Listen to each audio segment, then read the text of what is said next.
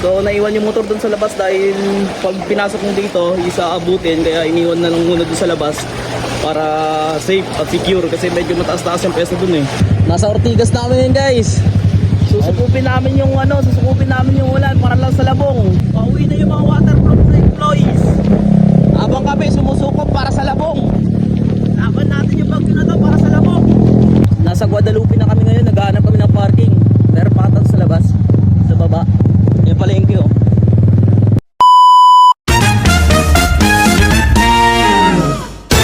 What up? This is your boy Pops Noel. Di pogi, di babaero, walang bisyo, di nagiinom, di naninigarilyo, simba lang, abay napakabait. So ngayong hapon nga pala mga Pops, no, nagaya yung kasama natin sa bahay si Migo Ruben. Napupunta daw kaming Guadalupe dahil bibili kami ng labong. Namiss namin yung labong na yon dahil nasa probinsya. Libre lang yon. Kung saan kami pupunta doon sa may puno ng mga kawayan, tas maunguha. Pero dito, parang mahirap hanapin. Punta kaming Guadalupe, and then doon kami bibili. Kaya samahan nyo kami doon dahil ngayong araw walang pasok, suspended. Dahil gawa nga ng sobrang napakalakas na ulan, baha yung daan. So, hindi ko alam kung meron pong bagyong paparating. Pero, anyway, so samahan nyo kami pupunta doon sa may palengke ng Guadalupe. Medyo malayo-layo yung babayin natin. At meron din tayong madadaanan na mga bahang lugar. So sabayan nyo kami doon at kita-kits tayo doon sa palengke ng Guadalupe. Sheesh! Mga Pops, no? Pagkalabas mismo, ito na yung bubungad sa'yo. Ayan. Yan si Pastor Ruben, no? Tamang wait lang siya sa atin. Follow nyo rin pala yung page nila. Ito yung ano namin, no? Tamang tasak talaga. May mga ipot, kung ano-ano pa. So naiwan yung motor dun sa labas dahil pag pinasok mo dito, isa abutin, kaya iniwan na lang muna dun sa labas para safe at secure kasi medyo mataas-taas yung pwesto dun eh.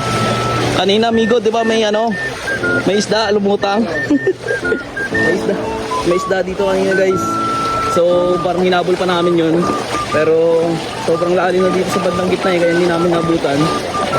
Parang ano siya, isdang may team. Hindi namin alam kung saan nagaling yun. Stranded nga. Andiyan nga si Munding. So pupunta muna kami sa labas dahil andun yung motor. So dito na kami sa labas.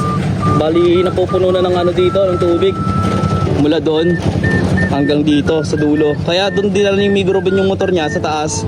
Dahil gawa ng sobrang lalim na doon sa amin. Kaya dito niya dinala yung motor. At ayun na siya sa dulo na lang. So biyahe muna kami guys. Tumuulan-ulan onte. So medyo malayo-layo pa yung pupuntahan namin. Kaya tamang biyahe muna. Nasa Ortigas na kami guys. Susukupin namin yung ulan para lang sa labong. Sa Sipotropy. Hinahabol na rin sa dulo. Inaulang ka lang. Basta labong. Susukupin namin yan. Yan pala yung Sunmill Corporation Yan yung branch. Taas niya na. Saan yung mega mo? Yung mega mo, di ba? Layo pa ng pinanggalingan namin, Pasig. Tapos mamamalengke ka dun sa may Guadalupe. Aray mo. Tapos ganito pa yung panahon. Nagiging go na So, pabiyahe pa kami ng medyo malayo-layo pa konti. Nasa Boulevard namin mga Pops, pauwi na yung mga waterproof na employees. Pauwi na yung mga waterproof na employees. Habang kami sumusukob para sa labong. Laban natin yung bagyo na to para sa labong. Guadalupe na kami ngayon, naghahanap kami ng parking. Pero patag sa labas, sa baba. Yan pala yung queue. Naghahanap po namin ng parking guys. Hindi namin alam kung saan yung parking dito eh. Dito pwede na ata yan. Pagkatapos nga namin nakapaghanap ng parking ay kagad na rin kami pumasok dito sa may palengke para maghanap kung saan natatagpuan yung labong at hindi katagalan nakita na rin namin kung saan nakapwesto yung tendera na to at ayun na nga dinampot na ni Migo Ruben at dali-dali ko na tinanong kung magkano. Magkano yung labong nay? 120. 120? So dito kami nakakita ng labong sa may Guadalupe. Dito kami bumibili palagi pag nagpabili si Larry sa sukoy niya. Yan.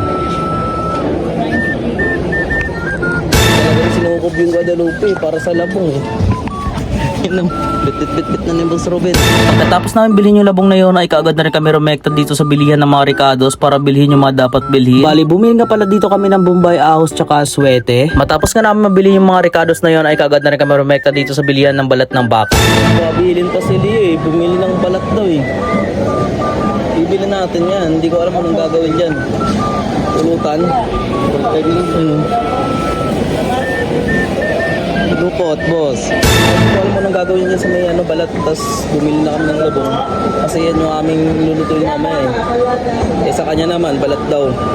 Binila na namin. At bumili na rin kami ng pangsahog dito para sa labong na yon, sabay rekta dito sa bintahan ng mga hipon. Kumbaga yan nga yung pinaka-the best na pangsasahog dun sa may labong na yon. Perfect combination hika nga nila. Grabe, napakatigas nun. Sabay rekta nga dito sa bilihan ng niyog panggata para sa labong natin. At ayan nga yung presyo nila dito. Grabe, sobrang napakamahal. Samantala pag nasa probinsya ka, wala ka nang dapat gagastusin dyan dahil pwede ka nang umakyat, umamulot na lang sa mga puno. At sabay pinapiga na rin namin kila kuya para wala nang aabalahin pagdating. Tapos na namin bumili ng mga pinambili namin. So meron tayong biniling okra. Ayun, mga Ricardos niya. Tapos bumili na rin kaming gata. Tapos yung balat ni Leo kanina, labong. Tapos mga iba pa. Utol, nag-alarm yung NDRRMC. So kumuha na kami ng namin dito ng motor sa parking. Umuulan pa rin. Ito yung palengke ng Guadalupe guys. So rerekta na kami ng Pasig.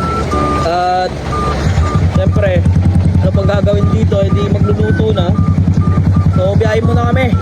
Rerekta na natin yan. Sukob na to, no? Sukobin na namin to guys. Maulan man. Uwi na hindi pa umakyat Wait lang.